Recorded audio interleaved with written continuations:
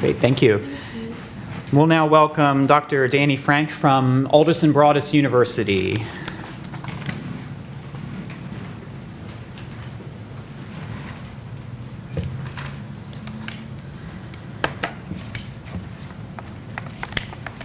Good morning.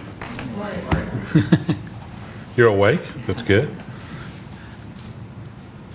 Well, I'm trying to make a connection between land and the Great Depression of the 1930s in this country, maybe worldwide, and in particular Pearl Buck's The Good Earth. The Great Depression of the 1930s clearly left its mark on American history, and a significant aspect of that influence was in the world of literature. Two major novels with similar themes throughout, both from the 1930s, and I just chose two, Pearl S. Buck's The Good Earth, and one you might not expect me to compare it with in some ways, Margaret Mitchell's Gone with the Wind. In this paper, I will explore three themes running through both of these novels and most likely many other novels of that era, but I'm restricting it to just these two with main emphasis on The Good Earth. More importantly will be the examination of why these themes are prevalent in both novels. What was it about the Great Depression era that generated these certain concerns? So the first theme that I'd like to address is that of slavery. One of the troubling themes in both novels is that of slavery. While the situation as to who is a slave is very different, nonetheless, slavery is evident throughout both writings. In one, the slaves are gender-related, women, and in the other, slaves are race-related, of African descent. The presence of slaves highlights the cheap value of human life in the midst of the rising value of land. Slaves cannot own land, and thus land ownership is a major condition of the social inequality. Gone with the Wind, of course, a novel that opens in April of 1861 at Tara, a southern plantation owned by Gerald O'Hara. As such, slavery as a backdrop for this novel presents a world in which the slaves are docile and happy in that novel. Slaves consist of men, women, and children, all of African descent. And furthermore, slavery is an accepted institution of the day. Nothing in the novel presents itself as questioning or challenging the moral, social, or economic reality of human slavery. And of course, these slaves cannot own land. Land is of the greatest value in the setting of this novel, and the slaves exist to work the land and enhance its economic value. In The Good Earth, it's a novel that opens with Wang Lung, a poor Chinese farmer, and slavery becomes a backdrop for this novel as well, as Wang goes to the house of Wang where he will purchase a new wife. Olan is one of many female slaves and becomes the one chosen for Wang. Quoting from The Good Earth, "And in an instant the slave appeared leading by the hand a square, rather tall figure clothed in clean blue cotton coat and trousers. Wang Lung glanced once and then away, his heart beating. This was his woman. 'Come here, slave,' said the old lady carelessly. 'This man has come for you.' The woman went before the lady and stood with bowed head and hands clasped. 'Are you ready?' asked the lady. The woman answered slowly as an echo, 'Ready.' A short time later came more instructions. And to the woman she said, 'Obey him and bear him sons and yet more sons. Bring the first child to me to see.' 'Yes, ancient mistress,' said the woman submissively." So as such, slavery of women is an accepted institution of the day in this novel as well. Nothing in this novel, at least at the beginning, presents itself as questioning or challenging the moral, social, or economic reality of human slavery either. And of course, slaves cannot own land in this setting either. Their existence is also to enhance the value of the land by both working the land and producing male children to help with the land. There's no inherent value in the women slaves, only value for what they can provide. A major difference, however, between Mitchell's novel and Buck's novel as it pertains to slavery is that Pearl S. Buck instills challenges along the way to an acceptance of this institution. At times they may be subtle, at times more obvious, but I think she's raising questions along the way. Again, quoting from the novel, "All during the cold, dark winter, Wang Lung sat often beside Olan's bed, and if she were cold, He lit an earthen pot of charcoal and set it beside her bed for warmth, and she murmured each time faintly, "Well, and it is too expensive." At last one day when she said this, he could not bear it, and he burst forth, "This I cannot bear. I would sell all my land if I could heal you." She smiled at this and said in gasps, whispering, "No, and I would not let you, for I must die, sometime anyway, but the land is there after me." But he would not talk of her death, and he rose and went out when she spoke of it. Nevertheless, because he knew she must die and it was his duty, he went one day into the town to a coffin maker's shop, and he looked at every coffin that stood there ready to be bought, and he chose a good black one made from heavy and hard wood. So by the end of the novel, Olan surfaces as a real, meaningful person in Wang's life, meaningful as a true partner in life, not as a mere slave performing her slave obligations to Wang, as this has been touched on in the previous presentation. And if you happen to see the movie, I think that's a strong depiction in the movie, maybe even stronger than in the novel itself. The second theme to touch on real quick is revolution and war. Another theme in both novels involves the setting of the beginning of war. Revolution and violence adds to both novels as it disrupts life and makes for unpredictable outcomes, both negative and positive. And it's in this uncertainty of life that land becomes the one predictable and stable reality to hold on to.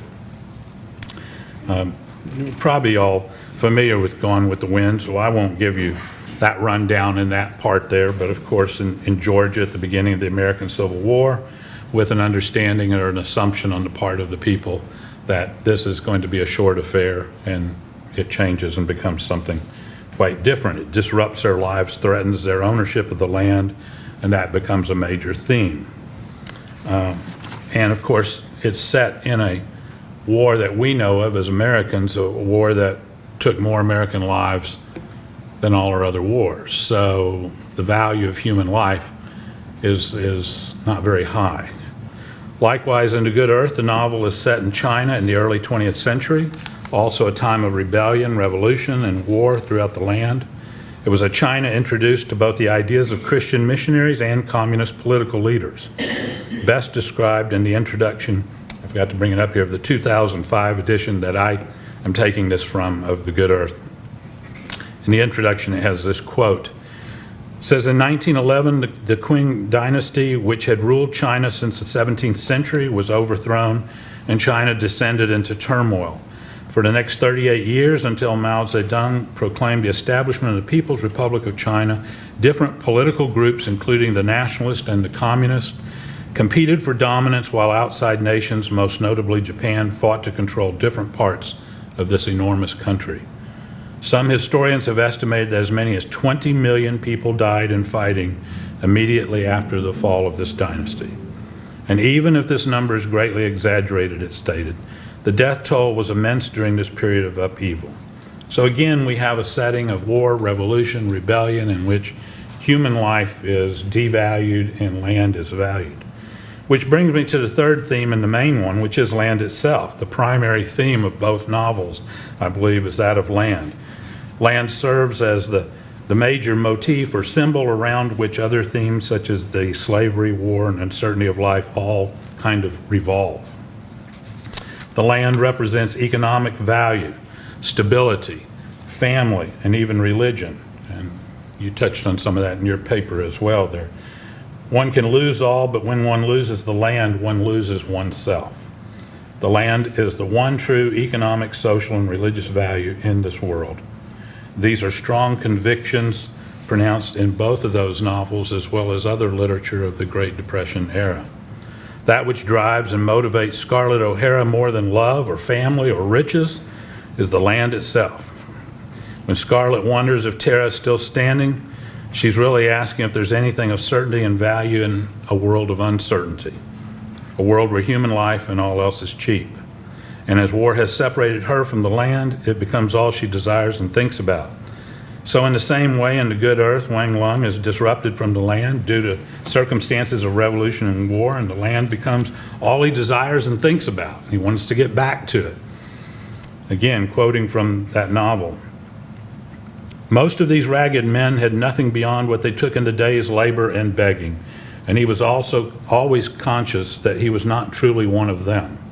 He owned land, and his land was waiting for him. These others thought of how they might tomorrow eat a bit of fish, or of how they might idle a bit, or even how they might gamble a little, a penny or two, since their days were alike all evil and filled with want, and a man must play sometimes, though desperate. But Wang Lung thought of his land and pondered this way and that with the sickened heart of deferred hope, how he could get back to it. He belonged not to the scum which clung to the walls of a rich man's house, nor did he belong to the rich man's house. He belonged to the land, and he could not live with any fullness until he felt the land under his feet and followed a plow in the springtime and bore a scythe in his hand at harvest. Later on, Buck writes, and Wang Lung remembered the cakes that Olan had once made at the New Year's feast, cakes of rice flour and lard and sugar, and his mouth watered and his heart pained him with the longing for that which had passed. If we were only back on our land, he muttered. So the real loss, I believe, the real memory in his mind is the land, not the cakes. It's the land in what gives real meaning to his life. It's the land that gives the sweetness to the cakes and enjoyment to the New Year's feast and a real connection in his life to Olan. So, bringing those three themes together, what's so special about these three themes? Slavery as devalued human life, war as disrupted human life, and land as providing the meaning to life, that it captured the literature of the 1930s in so many ways, and especially in these two novels. And I propose that the events taking place in the United States and perhaps the world during the Great Depression fostered the rise of these themes in literature. For the Great Depression is characterized as a period of devalued and disruptive human life, as people are separated from the land and separated from meaning in their lives. Perhaps nothing devalues and disrupts human lives more than unemployment. And the Great Depression saw unemployment rise to record highs of 25% and greater as a result of the stock market crash and other economic factors. People literally lost all they had and became destitute. A hobo culture that included the concept of riding the rails and living in shanty towns developed. And a great migration west began as people wandered the country looking for work, very similar to the wandering of the country in China that we saw. World War I, the war that demonstrated the devaluing of human life by way of germ warfare and massive casualties and trench warfare, was over. As the war to end all wars, Americans were not to worry about war again. However, as the news began to inform Americans of events in other parts of the world, it became apparent that human lives were still being devalued and disrupted due to the aggressive war machines of Germany and Europe and Japan and the Pacific. But economic problems at home were much closer than Europe or the Pacific. So in the midst of all of this, along with the denied civil rights of many Americans on the basis of color or race or involvement in organized labor, the country was ripe for a revolution. The literature of this era is literature that captures these themes, the most important human themes. And so while the good earth takes place in another culture and country, the themes are human themes prevalent during this time of great disruption and devalued human life in our American culture of the Great Depression. The answer to this human dilemma is also the problem, the land. Land is the answer to people disrupted and devalued. For if you have land, you have value, and if you have land, you have a home. I think you mentioned that very nicely in your paper too. There's something basic in our human nature that longs for land, a place, a space to call home. Our connection to the land may be as simple as the theological pronouncement that we come from the earth and we return to the earth, ashes to ashes, dust to dust. But what happens when we have no land, when we lose the land, when the land is destroyed? That is the loss of roots so necessary for a meaningful existence. Two examples of this during the Great Depression were bank foreclosures and the Dust Bowl. Foreclosures, of course, the legal process that banks use to get back some of the money they loaned when a borrower could not repay. During the 1930s, there were thousands of foreclosures in the United States, And a primary reason for the lack of money to repay the loans was due to a lack of successful crops as a result of soil erosion. Deep plowing of the virgin topsoil and a lack of crop rotations led to fields of dust rather than crops, which the winds of the Midwest blew away, which was interesting that on the cusp of rethinking our agricultural practices and stuff, we see some of that in with the son that goes off to study agriculture and comes back in the good earth. Land was the last best hope, the last thing to hang on at all cost. Land represented not only economic hope, but a sense of connectedness and psychological roots. And while this was true in the United States during the Great Depression, it was a truth demonstrated in the life of Wang Lung as well. Wang becomes the prototype for all human connectedness to the land. Thus, the good earth is about Wang Lung and China, but it is much more. It's about our basic human nature within all of us. It is about the disruption in our lives when our lives are devalued. It is about the need for the stability and anchor of land when we are on the sea of life, tossed here and there. So I close with this question. Is there any meaningful relationship between Pearl Buck's The Good Earth and today's modern person? I'd like to think so, but I guess I'm not sure. A number of years after passage of the United States Constitution and Article 4 of the United Nations Universal Declaration of Human Rights, both having banned slavery and the slave trade worldwide, there are more slaves than at any time in human history. The 2016 Global Slavery Index estimates that 45.8 million people are subject to some form of slavery in the world today. This is still the result of big profits and cheap lives. Furthermore, according to the UNHCR, the United Nations Refugee Agency, worldwide displacement has hit an all-time high as war and persecution increases. Excuse me. 1 in every 122 humans is now either a refugee, internally displaced, or seeking asylum. The UNHCR's annual Global Trend Report states that the number of people forcibly displaced at the end of 2014 has risen to a staggering 59.5 million compared to 51.2 million a year earlier and 37.5 million a decade ago. And I think just recently I heard a number of 63 million, so I'm not sure. It's high. It's a lot. It's the most ever. So as the world has moved clearly from an agrarian society to a manufacturing society to now a technology society, one might question whether this novel still addresses any of our basic human needs. And as the world is moving from a rural society to an urban society, does this novel still make sense to anybody that reads it? And these are interesting questions. Perhaps the novel is even more relevant today, but we just don't even realize it. What was obvious to readers when this book was written and other literature of the Great Depression may not be so obvious to readers today. Therefore, it may be the case that a Great Depression today would be more catastrophic than one in the 1930s. While people of that era were losing the land, they still appreciated the value of the land for the stability it brought to human lives.